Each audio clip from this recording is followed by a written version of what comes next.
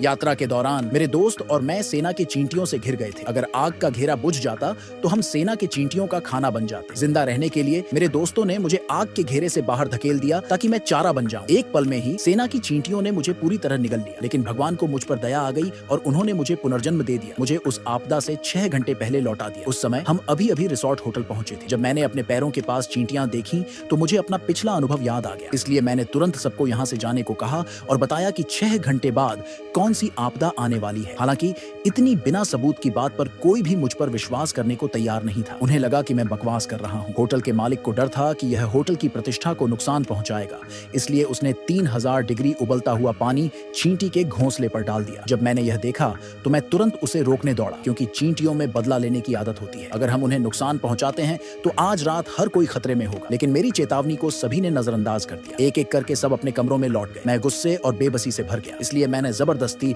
उस लड़की को रोका जो हमेशा से मेरे साथ अच्छी थी, और उसे बताया कि आगे की बीम गिरने वाली है। अगर वह वहां से गुजरी तो उसे चोट लग जाए। पहले तो लड़की ने मुझ पर विश्वास नहीं किया, लेकिन अगले ही सेकंड बीम नीचे गिर गई। उसे एहसास हुआ कि मैंने उसकी जान बचाई है, इसलिए उसने मुझ पर पूरी तरह भरोसा करना शुरू कर दिया और मेरे साथ सेना की चींटियों से लड़ने के लिए सामान जुटाने निकल पड़े। लेकिन जब हम ढेर सारा सामान लेकर वापस लौटे तो बाकी लोगों ने हमारा मजाक उड़ाया। वे हमें कबाड़ी समझने लगे और बोले कि हम उनसे दूर रहें। जब हम बाहर थे तब होटल के सभी अच्छे कमरे दूसरों ने ले लिए थे। मुझे एक जर्जर स्टोरेज रूम दिया गया, लेकिन उस कमरे में रखे कई सिरके के पीपे देखकर मैं खुश हुआ, क्योंकि मुझे साफ याद था कि सिरका सेना की चींटियों का प्राकृतिक दुश्मन है। मैंने उससे कई सेना चींटियों को मार डाला। सुरक्षा के लिए मैंने लकड़ी के तख्तों से कमरे को और मजबूत कर लिया। फिर मैंने एक सिरके का पीपा उस लड़की को दे दिया जो मेरा साथ दे रही थी, ताकि वह आत्मरक्षा कर सके। यह सब खत्म करने के बाद रात जल्दी ही उतर आई, लेकिन एक जोड़ा जो खतरे से अनजान था अब भी एक दूसरे से प्यार जताने में लगा था। तभी एक सेना चींटी लड़की की टांग पर चढ़ गई। उसके बॉयफ्रेंड ने तुरंत उसे मार दिया। उसने अपने मसल्स दिखाते हुए डींगे मारी, इस बात से अनजान कि अब वह सेना की चींटियों का पहला शिकार बनने वाला है। खाने के समय सब लोग आंगन में बैठकर मजे से खाना खा रहे थे, लेकिन मैं स्टोरेज रूम में छिपा हुआ था। अपनी घड़ी देख रहा था। मैं मन ही मन गिनती कर रहा था। जैसे ही सब लोग अपने खाने का आनंद ले रहे थे, सेना की चींटियां कार्रवाई की तैयारी करने लगी।